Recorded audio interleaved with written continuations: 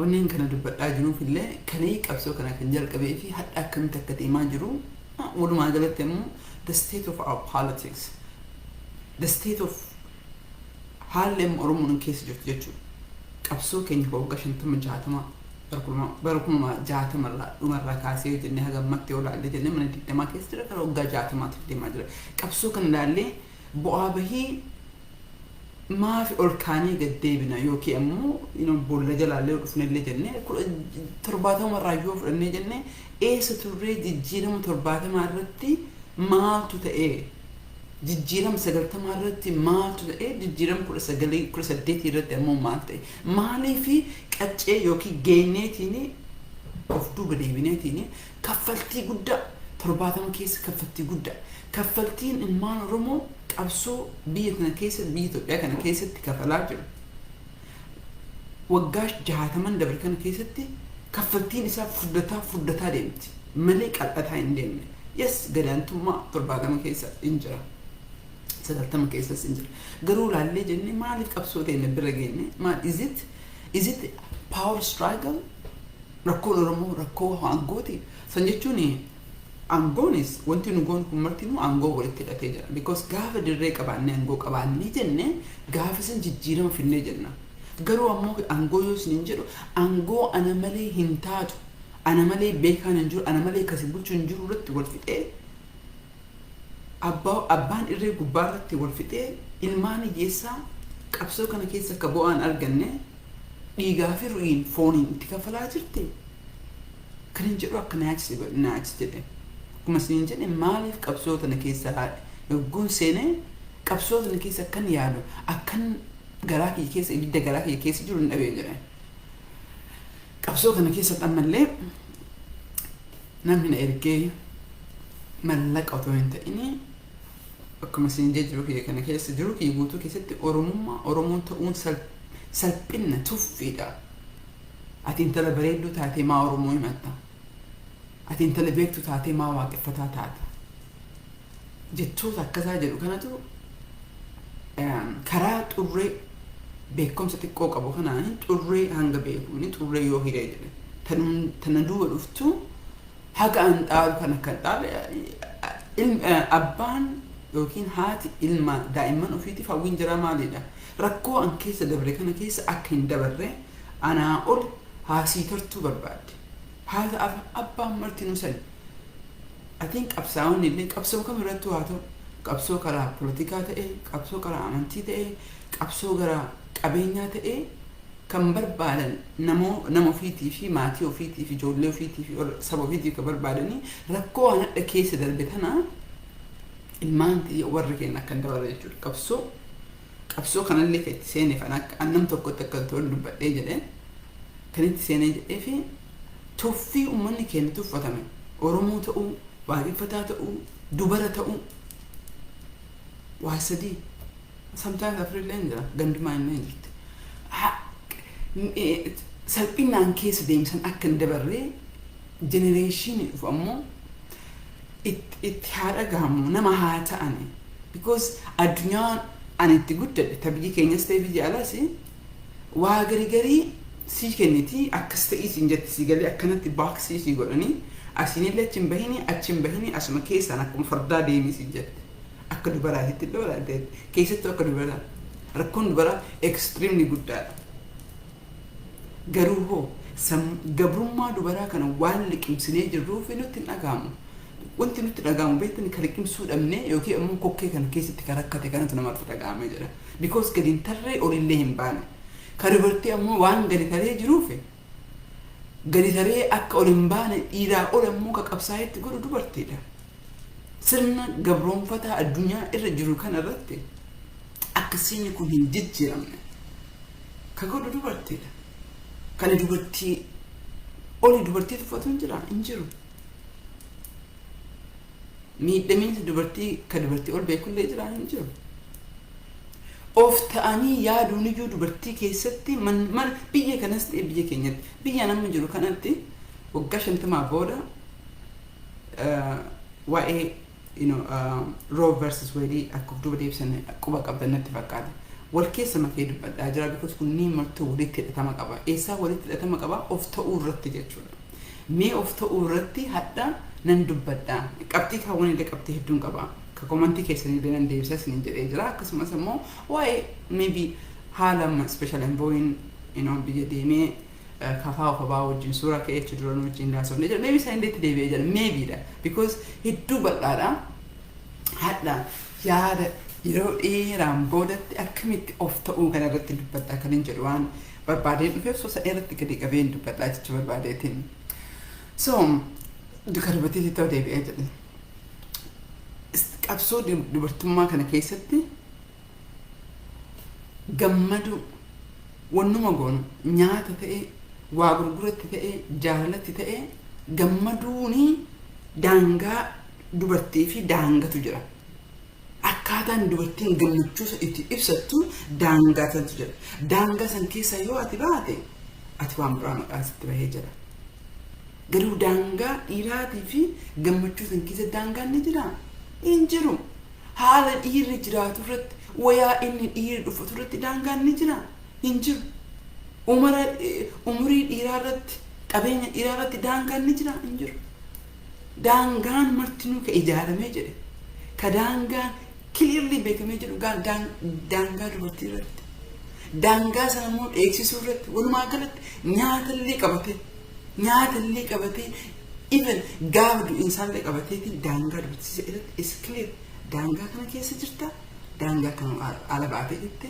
Kan daangaa kana keessa maa baateef sirraasu first line irratti dubartiidha. Qabsoo Oromoo kana keessatti iddoo laallee jenne duratti qaccee tuqeen jedhe 70 keessas 90 keessas 18 keessas an akka nam tokkootitti namni beekaan jedhamti namni gowwaani qabatee wannuma isa wajjin kadu beekaan ammoo of duuba galee xiinxalee karee ka hin beekne hadha baree because akkuma umriin nutti eda'amu akkuma waa dubbisnu akkuma nama barruuni sammuun nu bal'ataa deemna. Waan hadha beeku tokko kudhanii hadha beekee silaana sin jiru. Akkuma maakni jedhee qalbiin galgalaa hunni ganamaa jedhan sanis ni galee waan hadha beeku kan tokko kudhan dura waggaa 5 dura beekee jedhee gocha hin godhu jijjiira garagara jechuu barbaadeetiin. So qabsoo Oromoo kana keessatti lallabuu qofatu hin ta'initti ati hedduun keessaniin beektan natti fakkaatee namni ergeen otoo hin ta'in akkuma jedhaa ture ofii kiyyaa fedhee qabsoo kana keessatti sa'a 24 waan biraan dalagu waan biraa ijoolleen an guddisaa jiru qabsoo kana irra dalagaa jechuudha. Hedduu ammoo itti gammadaa namni naafaa gadduu jiru keetti deebi'ee kana akka jettaniif miti fedheetiitti seenee jedhee biyyi dimokiraasii keessa jira nama immoo mirga isaallee beeku. Nama immoo addunyaan tun society addunyaan tun jedhu society hangami daangaa keessa kana galchitu daangaa sanii ala immoo ta'uun immoo kaayyoo kiyya akka ta'e akkasiin illee beektanii beektiin gin dubbadha natti fakkaate. Garii Oromoo rakkoo kana keessa jiratti hamaan dubbadhuuf malee beekaara dabre waa hedduu beekaara dabre jedhe. Garuu sun sirriidha jedhee namni ilmi namaa waan itti fakkaatu waan itti amanii dubbatuu qaba.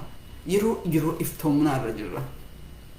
Yeroo keessi kennutu gammachuun qabaatiin ilkaan fakkeessinu miti. Yeroo sana akkasitti kanas nu geessee jedhe kanamummaa nu baaseetiin gongaa qullaa taate jettu akkas jedhe gongaa qullaa nu deemsisu kan godhe kan waan ta'eef jechuudha. So qabsoo kana keessatti ilaalee yoo jedhu akka nama really carraa ta'eetiin Oromoo bakka bu'ee bakka hedduun naqee. Kuni carraadha malee humna kiyyaan beekamsa kiyyaan jedhee nama carramaatti galee wanneen hedduu na gammachiisu bika waan sanii ol jaaladhu hin qabu. Waan sanii ol jiraadha. Wannummaan an jiraadhaa jiruuf iyyuu san irratti soo kan naa ta'e jechuun I'm very happy. So laalee garuuf duuba laaleen jedhee maaliif qabsoon keenya akkuma fincaan gaalaa galma gahuu dhabdee. I continue. I'm a little bit but I'm still contemplating because of the only but it's still a challenge for me. That's the truth. And you can fade it if you come here. I think a little and get a little bit aged. You got to put you than that. You got it, but you than that. You got but Kune is because dhugaan tun akka malee hadhooftuudha gannamaan dabartu akkamitti soogiddaaf sukkaara itti daane maybe xiqqoo injiraamti akkama dawaan beektaa namatti guddisanii jedhan doosi isaa nama ajjeesee jira onnee dhoosa dhiiga hidda dhoosee jira so dawaa akkasii suutaan akka galu barbaadee jechuudha so waa hedduun argee waa hedduu adeemsa keenya irratti jijjiiruu karaa akka jiru illee jira jechuudha amma mee walitti makeetii nam fakkeenyaaf wannuma joottan muraasa keessa nama mudate isinitti himeen jedha akkuma beektanii dhaaba ollaa irratti itti gaafatamtuu ta'eetiin nama hedduudhaan mootummoota hedduudhaan dhaabbilee hedduudhaan walagarree as White House ta'e Oromoo bakka bu'ee dhaquu State Department ta'e walgahii hedduudha carraa ta'ee naqee jira akka rakkoon Oromoo dhagahamtuutti hin dubbadhee jedha kana keessatti rakkoon tokko kan mudatee jedhee kan namni keenya meefii quba qabdan ta'a at least kalee sunti addi standardii namni 12 gujii keessatti beelaan du'ee jedhan ani I don't know I think sinillee garaa nyaata ani hedduu nagadisiise because haaraa miti sun namni keenya ka human right achumatti yeroo dhiisaatiin ka beelaa eenyutu boo'aafii jira eenyutu dubbataafii jira eenyutu quba qaba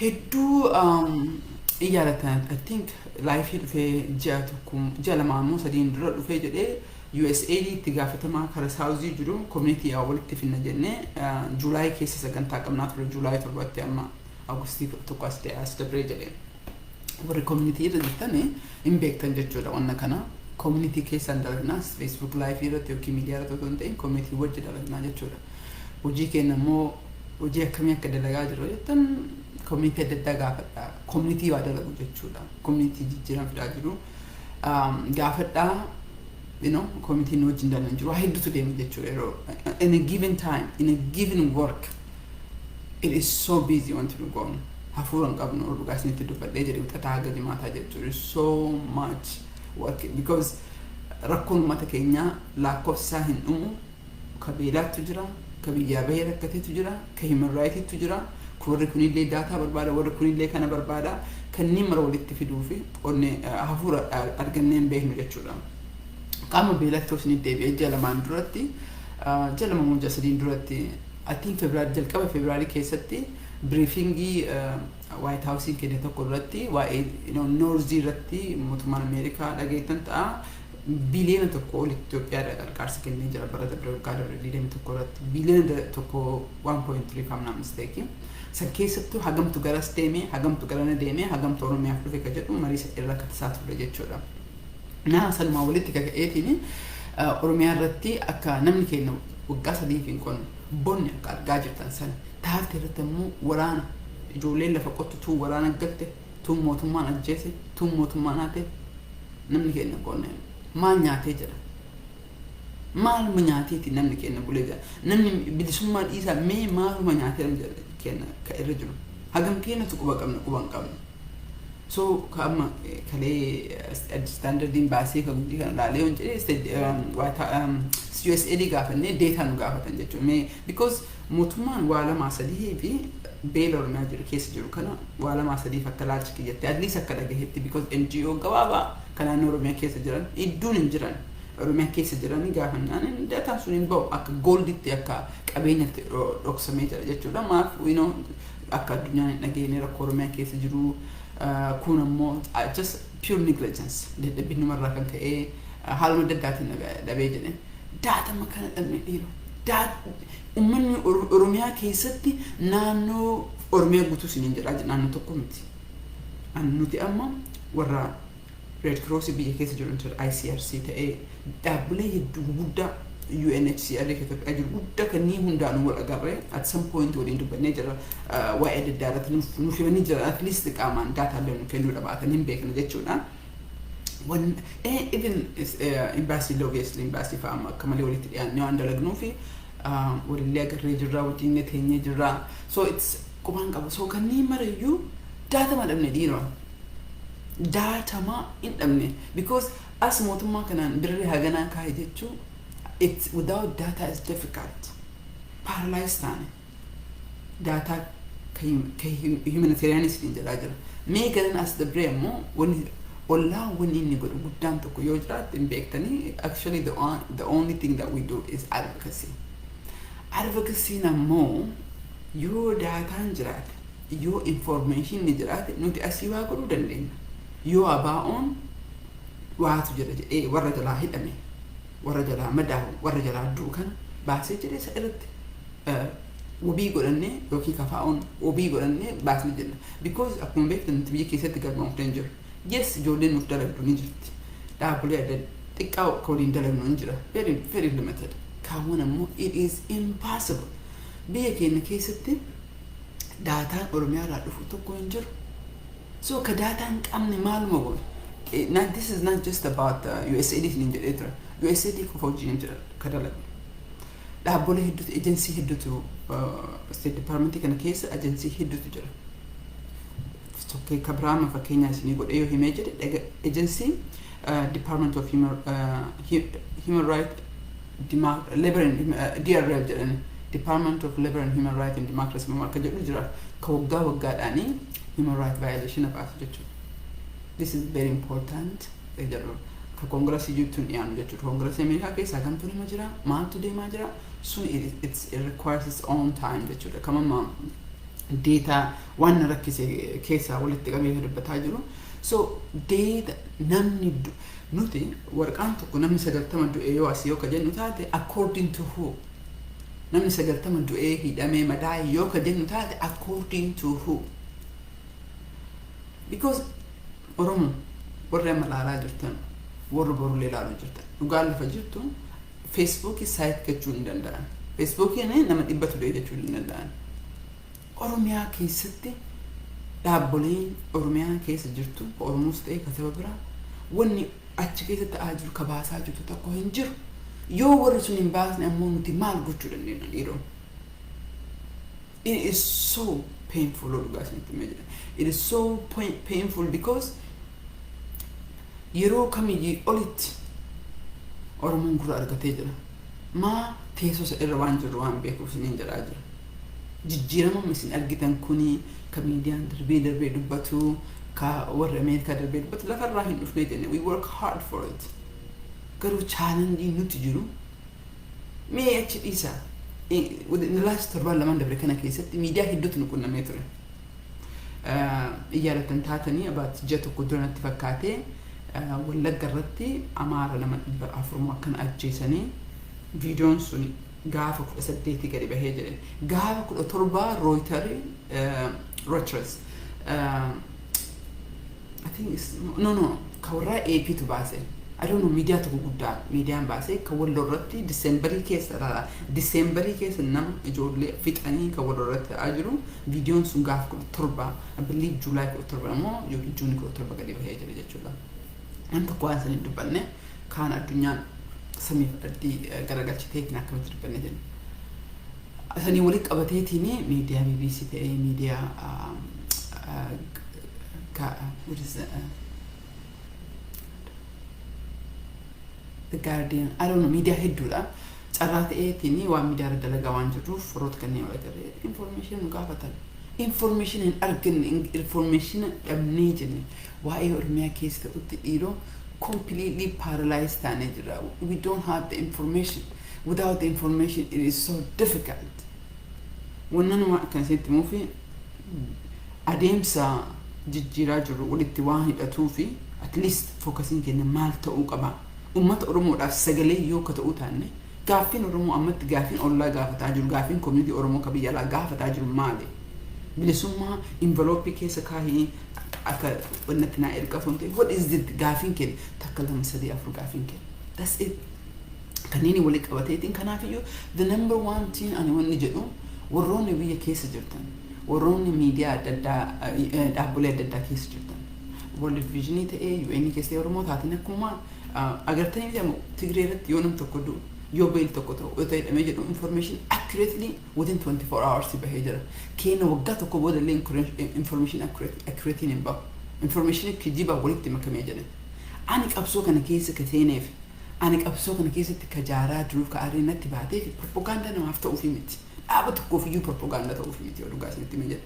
Qabsoo kana keessa ka seenee fi dhugaan dhabamtee nama odeessu si galee as baheetiin ka of faarsu ka lallabu ka goota of godhu ka achi bahee ammoo wanta akka incii qabsoo Oromoo tokko irratti godhaa hin jirre argee inuma gola keessatti harka 99 dalagnee harka takkitti dhufne uummataa hinnaa jenne. Kuni ka dhugaa lafa jiru jijjiirama dhugaa jiru poolisii Ameerikaa for the first time Itoophiyaa irratti qabdu konfidensiidhaan jijjiirree jirra. Amma booda Itoophiyaan yoo jiraatu taate Itoophiyaa addaatu jiraatee jira. Itoophiyaa Oromoo uummattu sabaaf sablammii ammattee jette. Itoophiyaa rakkina Oromoo beektu Itoophiyaa akka baay'ina isaatiin uummanni Oromoo keessatti mul'atu wanti Itoophiyaa biraan we are confident. Fakkeenyaaf amma I'm mixing a lot of things. Fakkeenyaaf amma special envoy torbaan lamammoo dura wala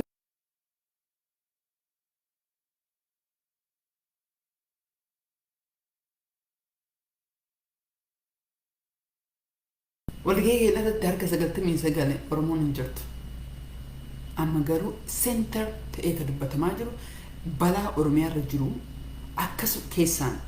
akkasumas ammoo the hunger beela Oromiyaa irratti dhufaa jiru dhiiroo kan isin quba hin qabne kan quba hin qabne kan hundeetaa argachuu hin dandeenye ka dhaabbilee Oromoo biyya keessa jiran ka achi keessa dalagdan mootummaallee qabateetiin jechuudha. Dhiiroo namni beelaan du'aa jira. Namni beelaan du'aa jira waggaa 3 hin qonne namni goggogiinsi nama ajjeesaa jira. Kanaaf iyyuu deetaa hoo qabaattan keessaanis nu ergaa. Dubaanis isin ammoo akka dhaabatti maxxansaa jira because we are desperate without data. Kara humanitarianis ta'e kara human rights we have completely paralyzed our nature. So I'm asking you guys kan irratti gargaara lammata irratti ammoo Oromoo akka beekuu qabdanii asuma baanee dubbannee yoo tunteen because asitti bakka of beeksisnu malee bakka dalaganii miti. Kaayyoon kiyya kana as bahee dubbadhaa jiruuf tokko akka isin beektaniif lammata ammoo yoo dhimmi kun ka isin ilaala taate kanarratti at least yoo isin godhu baattan nama dhimma kana ilaalutti himtaniitiin waa haa godhan kan hin jedhuuf because it's difficult. Jijjiiramni Itoophiyaa keessatti dhufee jira. Amma Oromoon ofii isaatii yoo of ta'uu baatee ofii isaatii yoo ol nyaate malee addunyaan I have no doubt because nan beeka I have no doubt hagam akka jijjiiramee jedhe. Garuu chaalenjiin jiru dhugaa dubbachuu dadhabnee jedhe dhugaa dubbachuu ka biraa qabxii fakkii isinii kennee jedhama. Nam tokko ani karaa nagaa deema yoo jedhe maal jechuudha? Karaa nagaa jechuun harka maratanii ta'anii afaanumaan karaa nagaa jechuudha moo waa dalaguudha? Si galee karaa nagaa waan deema jetti maal godhuu yaada qabdaa? Maal godhaa jirtaa? Maal uummataan ammoo maal jedhaa jirta? Karaa nagaa hiriira bahuutu jira. Geejjiba cufuu I don't know the road closer waan adda addaatu jira hedduu kara dhibbaa oltu jira karaa nagaa karatti falmatan karaa san deemnamoo caqisnee maal deemna? Kara kaaniin ammoo namni karaa nagaa yoo jedhu akka waan waraana qawwee hiikkadhaa jedhanii summii warri afuufu ammoo karaa jina ta'u bosona Oromiyaa keessa taa'eetiin ka summii afuufu meeqatu jira. Yoo ati waan isa irraa dubbatte maa ati diina wobooti. Ati diina wobooti bakka si galee karaa nagaa yoo jette ati diina wobooti akka waan hiikkachiisaa jettee. Waraana kamii dhugaa dubbannee yoo jenne waraana kamtu bosona Oromiyaa bosona keessa taa'ee waraana martuu jechuudha. Oromoos ta'e kan biraa summii facaasee jedhu. Ka every time social media irratti qofa facaasee jedhu. Waraanni kennas control godhuu qaba. Warroota Oromiyaa keessa jiru. Shakkii tokko hin qabu. Gaafuma tokkollee woboon hiikkatullee nama jedhee miti. Namni keenya hidhatuu qaba. Waanan jedhee garuu dhibbaan dhibbatti rakkoo haadha Oromiyaan keessa jirtu rakkoo qawween furamtuunti jedhee namanaa jedhee dubbadhe waggaa lamaan dubbadhee jedhee haga jawaarfaatileedhaa jirtu rakkoon keessa jirtu because qaama Oromoo kan akka nam tokkotti yoo fudhattee jette otoo beektaa dhukkubni harka dhahee jedhe harka ofirraa murtee jette otoo luka ta'ee jedhe luka ofirraa murtee jette rakkoon Oromoo qabate ammoo onni kaansariidha.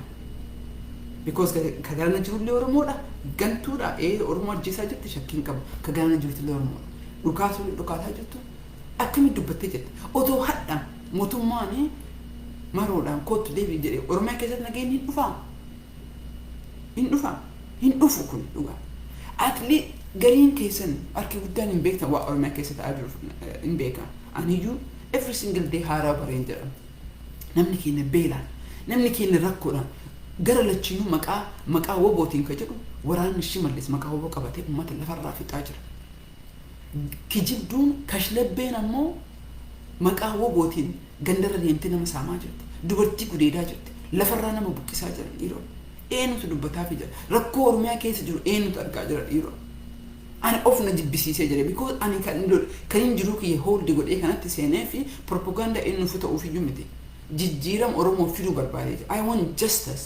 I want justice because maatiin an keessaa dhufe maatii justice dhabee hidhaan isaa, du'ii isaa, jiruun isaa lakkoofsa ala taate. Gaafa inni jiru, gaafa inni du'ellee namni keenya ka beekamu jiru.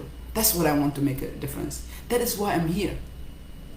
Garuu yoo kana nagaa kana godhaa jirra jettan warri as taa'ee summii facaasee jiru akka waan namni kun hiikkadhaa jedhee garana warri asirra jiru ammoo warra as jiru maqaa keessaniin kanama summiitti naqaa jiru kondaam gochuu dadhabuun keessan nama keenya wal keessa dhidhira jiru. Beektoonni Oromoolee jibbaa nam tokko irratti yookiin ammoo aarii nam tokko irratti tokkummaa yoo ta'e tokkummaan keenya temporariidha. Laaluu qabna dhiiroo. Ani amma ollaa waggaa 5 darbe kanatti liidi godha. Every 3 months jasa sadiini maal goone maal itti milkoofne maal godhuu qabna jennee asas goona jechuudha. Every 3 months. Now we are in the place confidently sigalee that what we need to focus is in the data angle. Data sana immoo argachuuf maal godhuu qabna jedhu gaas xiyyeeffataa jira jechuudha for the next quarter. Jedhuuf kanarraa jalqabee jechuudha. Every 3 months akkuma siin jedhee we do change goone jenna wanta goonu kanarraa jechuudha. Hagam quba nu qabdanii addaawutti hin beektan hin beekaa. Namni keenya social media Facebook irra jira keessatti iyyuu live kanarra dhageeffatanii jirtanii miidiyaan keenya hangamtu waan nu godhaa jiru kabara godhaa jira.